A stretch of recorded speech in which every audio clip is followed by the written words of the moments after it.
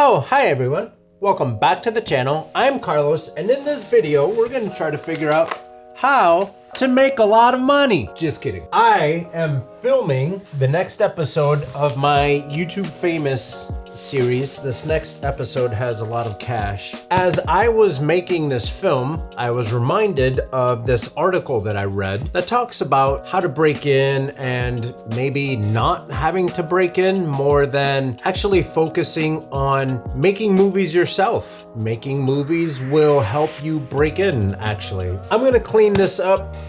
I'm gonna put it all in the bag. Bam! Cash money, baby! Ready?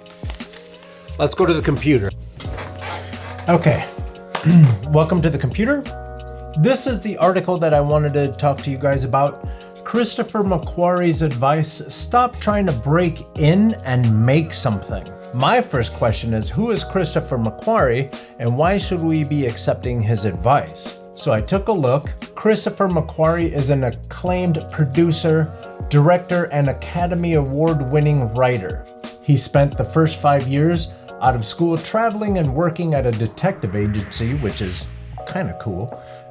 He also later moved to Los Angeles to pursue a career in film. In 1995, his screenplay for The Usual Suspects, directed by childhood pal Bryan Singer, garnered him the Academy Award and the BAFTA Award for Best Original Screenplay, blah, blah, blah, blah, blah. Now we know that Christopher is an award-winning writer and director, and he's got a lot of really cool pals that he hangs out with. Let's go to Rotten Tomatoes. Rotten Tomatoes says that his highest rated score is a 97% for Mission Impossible Fallout. Now we've learned that he's an award-winning writer, director, and producer, and he's working with people like Tom Cruise. So let's go check out his advice. The first part of this article just basically describes that he did this long thread on Twitter when people kept asking him how to break in. His advice, it lines up properly with what we talk about on this channel. My mantra is live your life, tell your story, whether it's through music, whether it's through graphic design, illustration, or I choose to do animation and film, and even graphic design. He says, I'm receiving a lot of questions from writers asking where to submit their scripts or how to sell them. Others ask how to sign an agent, attach directors or producers, etc. You won't like the answer, but here it is. You're asking the wrong questions. We're chasing our dreams, and we're talking to people to see how we can get to that point a little faster. So those of us who don't hang out with Tom Cruise and Christopher McQuarrie, we have to figure out how to make our own opportunities, right? So you can write, and writers will tell other writers, the only thing you can do is write more. If you're a filmmaker, you should be making films. If you're a musician, you should be making music. His next tweet, he says, I spent 7 years after winning the Academy Award asking the same questions. My career stalled, and I still have the scripts that no one will make despite subsequent commercial successes. One reality that we know about Hollywood is you have to live up to what you've done in the past. And unfortunately, a lot of us will do like a project and we think that we should be out there and living the best life ever. And then there's others that understand the reality of the situation is you have to keep making films. If you're a filmmaker, you have to keep making films. You have to keep writing. You have to keep making music. Again, if we remember, look at how Kanye did it. They recorded his whole grind in the very beginning of his career. He was making music. He never stopped making music. He still makes music. Many of us know that in the hip hop community, there's a certain shelf life for rappers. Well, Kanye's in the middle of his 40s. He's still following his dreams. He's still following his passions. He didn't just make, we'll just say Jesus Walks. He didn't just make Jesus Walks and ride off into the sunset. He kept making music. He kept pushing his stuff. And number 3, in that time, I never stopped to realize that my own career didn't start by blindly submitting scripts, nor did the careers of any of my writer friends. You see what I'm saying? You have to keep making whatever it is that your passion is. He's telling you. This is not to say it can't happen, but the odds of just submitting your script and having it made are extremely slim. He goes on to say it's also empowering others to determine whether or not you'll have a career. And while I would never discourage you from playing the lottery, I would strongly advise you to not make it your sole source of income. So basically what he's saying is you can continue to submit your scripts to different studios and even competitions, but you could also play the lottery because it's basically the same thing. You're taking your chances and you're hoping and wishing that something magnificent happens. How do I sell my screenplay is a question at the heart of the screenwriter's mindset and is the essence of why writers are treated the way that they are. We are trained to think that way. The system depends on our dependency. The subtext of that question is, where do I go for permission to sign away my dream? It also asks, what is the shortest route to my career? Now, those are very common questions when people are trying to get started in whatever career that they're trying to get into. You want to surround yourself with those people that understand that career that you're trying to chase after, or even the people that are in the same industry as you. And those relationships really do come in handy, but it's very unfair for especially a new person to go in and expect a job. You have to put in the work. You have to prove that you belong there. Moving on, he goes on to say, after 25 years in the craft, I learned that the secret to making movies is making movies. Starting with little movies no one will ever see. The secret to knowledge is doing and failing often and painfully and letting everyone see.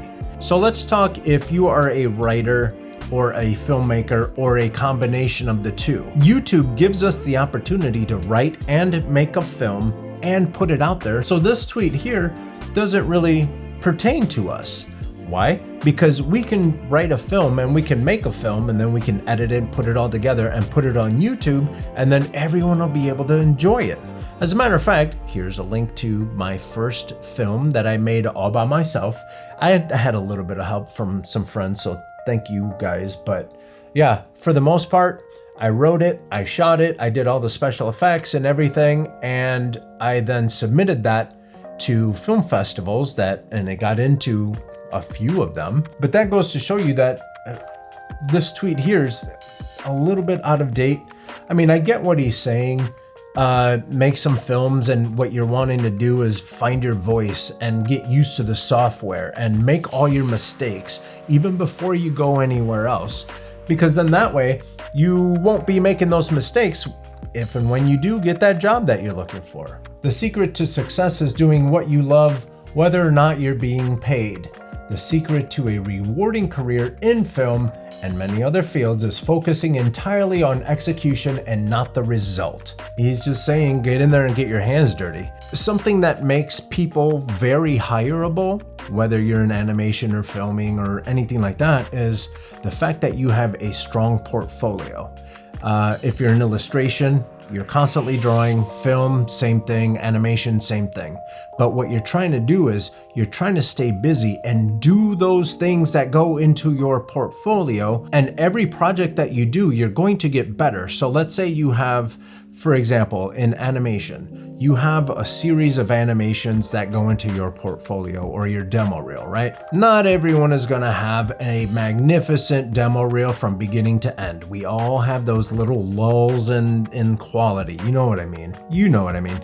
Don't put that stuff first, and definitely don't put that stuff last. Kind of hide it in the middle. What you do is you have your demo reel, and the next project that you do is going to be a little bit better. So then what you can do is take out the weaker part of your animation and then build in the newer stuff. And this way, your demo reel is always jam-packed with all of your best work. One will say, I can't direct. There are only 3 answers. 1, neither could I, now I do. 2, find a friend who can. And 3, keep playing the lottery. So there's that joke, the lottery joke. You could just keep sending out your scripts or literally playing the lottery. Or if you have a friend that directs or edits or whatever, build your little team, get that team together. If you're a new writer, chances are you're going to know a new director and even There's some new producers out there, and everyone in your crew might need some exposure or some experience doing this thing that they're trying to do for a living, right? You're following your passions, why not build a little team? So what you want to do is build this team and then keep working on these projects that you keep coming up with. One will say, this is easy all for you to say. You have an established career. There are only two replies. One, this is how my career began, and two, keep playing the lottery. If you are constantly working on new content, one of two things is going to happen. One, you're going to build your own audience, and then that way you don't need to keep pitching your stuff to different studios. Or two, a studio is going to take a look at the content that you're creating, and they're going to want that in their library or whatever. So they're going to offer you a job and get you in studio. And the cool thing is that you never wasted time. You still have all of this work that you put together, and now you have a better idea of what you want to do. So when you go into a studio, you can have that conversation about what you've done, what you want to do, and how you can fit into their team. One will say, my script is too expensive to make on my own. There's only one reply. If this is your only idea, this may not be the right career for you. In any case, good luck playing the lottery. This could be a very controversial stance. As a creative person, you shouldn't just hang your hat on one idea. And I know that that's not always the truth, right? Because you have Charles Schulz, who has Peanuts. That was his one idea, and I'm sure he had a few others in there too, but he kept working on Peanuts until it blew up. But a lot like playing the stock market, and a lot like making films, and a lot like being a creative, and a lot like being an animator and an illustrator, and it's just a all-around creative person, you should diversify, right? So you shouldn't only have one idea and keep pushing that idea. You should have that idea, keep pushing that idea, but then also have more ideas. Because what happens is, if a studio invites you in to pitch to them your idea, a lot of times what'll happen is they'll ask you, okay, so do you have anything else? Whether or not they love your idea, they want to see if you have anything else. So it's a great idea to continue to work and flesh out different ideas. You're always going to have that favorite one that you want to really make happen. You want to put on Cartoon Network or whatever, that's fine. Always do that, but always have more than just that one idea. And again, this is a great excuse to have friends that are in related career paths, because then you can bounce ideas off of each other, and who knows, maybe your idea opens the door and then everyone else's ideas help push through the door, and your little team is out there doing exactly what you guys wanted to do, following your passions and making films. Some will say, I can't find a friend who will direct and I don't want to direct. I have news for you. For all of you writers who like to say writing is where the process of filmmaking begins, understanding the process of filmmaking is where real screenwriting begins. Why wait? Some questions you should be asking: how do I gain experience making films? I mean, come on. How do I become an invaluable part of the process? How do I learn to walk before I fly? And the answer is, make a film, alone or with friends, share your work, then do it again. It's just that simple. This guarantees nothing, but it's what I know. And it's better odds than the lottery. And there's no waiting for permission. You are in fact living the dream. And if you think the dream relies on bigger budgets and a paycheck, brace yourself for profound unhappiness. Of course, none of this stops you from still playing the lottery. Let's say you do, and you win. Congratulations. What did winning teach you about your craft? How did you grow? How did you make you invaluable in the process? What foundation for a future did it provide? What power did winning the lottery give you other than the power to play the lottery again? And that's a very, very good point. What good is being lucky if you won't be able to reproduce that luck? Does that make sense? I'm also a firm believer in you create your own luck. If you stay working hard, you keep creating, you keep writing, you keep making films, you keep animating, you keep doing all those things, just stay busy. Not only are you constantly learning and getting more efficient in what you do and what you're trying to do, but that's the foundation for your success. No one can take away all the lessons that you've learned, all the skills that you have put in place, and your portfolio of ideas that you continue to create. Some will say, I've already made that movie. How do I take the next step? How do I find an agent? How do I get a studio to read my material?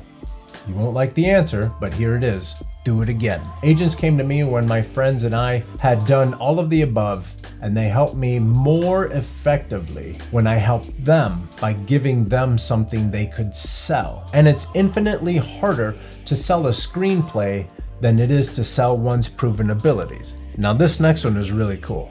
Stop thinking about the business as something to break into and start thinking of yourself as a business to be acquired. Your job is to create, improve, and demonstrate your value. Ask yourself if the lottery is the best way to do this. After I read this, the very first thing that popped in my head was Pixar. Pixar was out there creating animations and winning awards, and Disney was kind of like keeping an eye on them. And then eventually Disney acquired Pixar. This is what he's talking about.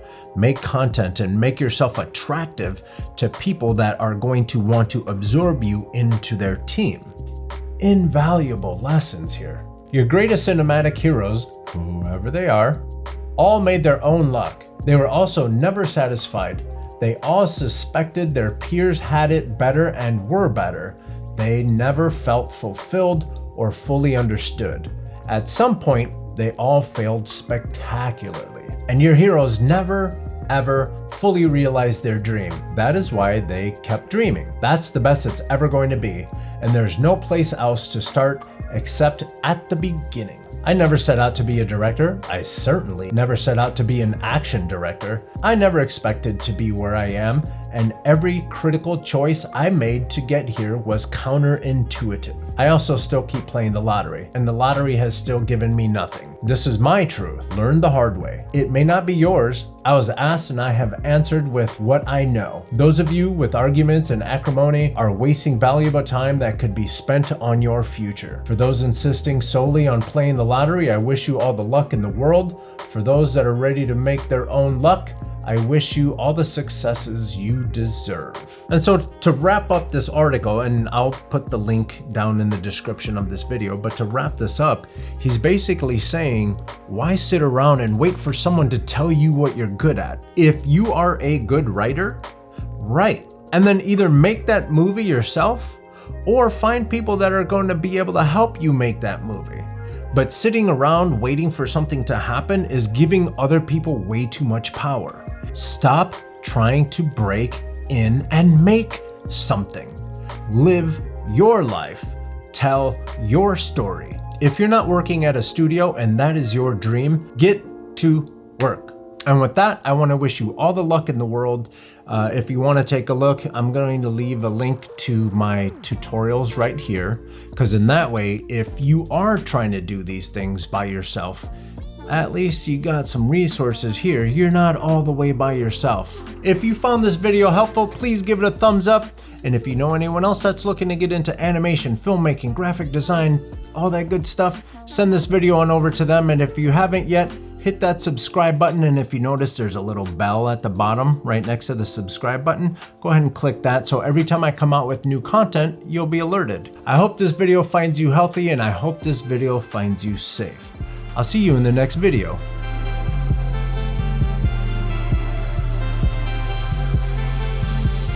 Coconut chest.